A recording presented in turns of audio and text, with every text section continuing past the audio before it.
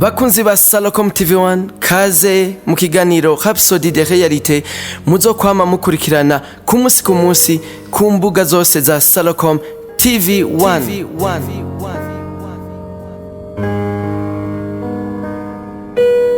Amahoro y'Imana abane namwe mwebwe mwese mukunda inyigisho Rapsodie de Réalités mushikirizwa na Irambonagire. Turi kuwa gatandatu itariki 7 z'ukwezi kw'icenda umwaka w'2024. Nkuko mubizi inyigisho zamazigizwe n'ibice bitatu. Igice ca mbere ni ijambo ry'umunsi rijanye n'insiguro. Ijambo ry'uno munsi rero twiga ku mpwemu yera aranesha isi. Dushobora gusoma mu gitabo ca Yohana igice ca 16 umurongo w'8. Uwo niyaza azohinyuza bisi abemeze ivyicaha n'ivy'ukugoroka n'ivy'amateka. Umwami Yesu yavuze ayo majambo duhejeje gusoma mu minsi ya nyuma n'abigishwa biwe imbere y'uko abambwa. Mu nyigisho nyinshi yatanguye ku gice ca 13 yarababwiye uko azogenda, abigishwa nabo barazazanirwa. Nuko yarabibabwiye, nanje ndosaba Data nawe azobaha uwundi mwitsa wazabane namwe ibihe bidashira. Niwe mpwemu w'ukuri uw'abisi badashobora kwakira kuko batamubona kandi batamuzi. Mwewe muramuzi kuko abana namwe kandi azoba muri mwebwe. Iryo jambo turisoma muri Yohana igice ca 14 uhere ku murongo wa 16 gushika ku murongo wa 17.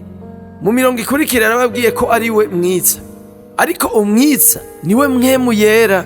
Ni kuwo muntu nyene yerekana mu gice ca 16 igihe yavuze ngo igihe azogarukira azotsinda isi ku vyerekeranye n'icaha, ubutungane n'urubanza. Yashaka kuvuga iki kw'ivyo? Ijambo gutsinda risigura mu kigiriki ergesho, ni igikorwa ca mpwemu yera. Igihe Yesu yariko arigisha benshi ntibamwizeye, nabo bamwe bizera bakaronka ibitangaza, abantu muri rusange ntibizera. Bibiliya ivuga ngo ariko naho yakoreye ibimenyetso bingahe imbere yabo ntibarushe bamwizera. Iryo jambo turashobora kuribona muri Yohana igice ca 12 ku murongo wa 37. Ntibemejwe. Kubera iki batemejwe? Kubera mpwemu yera atari bwabahabwe, atari bwabe kuri abo bantu. Ariko Yesu yavuze ko igihe mpwemu yera azozira azokwemeza isi ivyicaha, ubutungane n'urubanza. Uyu munsi abantu bashobora kwemezwa mu mitima yabo igihe bariko bariga ijambo ry'Imana kubera mpwemu yera yaratanzwe. Nimba mwaremejwe ko Yesu ari umwana w'Imana naho mutaramubona, nuko mpwemu yera yatanze irishurwa ku mpwemu zanyu. Si umuntu yabemeje, ni mpwemu yera yabikoze mu mitima yanyu. Murizera kubera mpwemu yera yabafashije kwizera.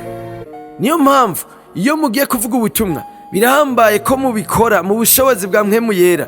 Niwe yemeza abantu, yemeza bariko barabumviriza kandi akabaha ukwizera. Icubahiro ni ic'Imana.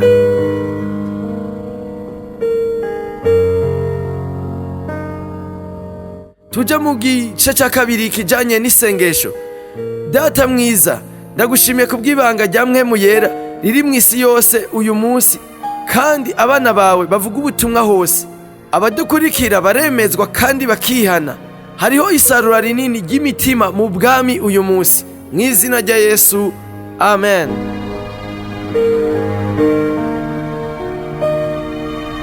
Reka turangirize ikiganiro cacu kw'isengesho ryo kwakira umwami Yesu Kristo nk'umwami n'umukiza.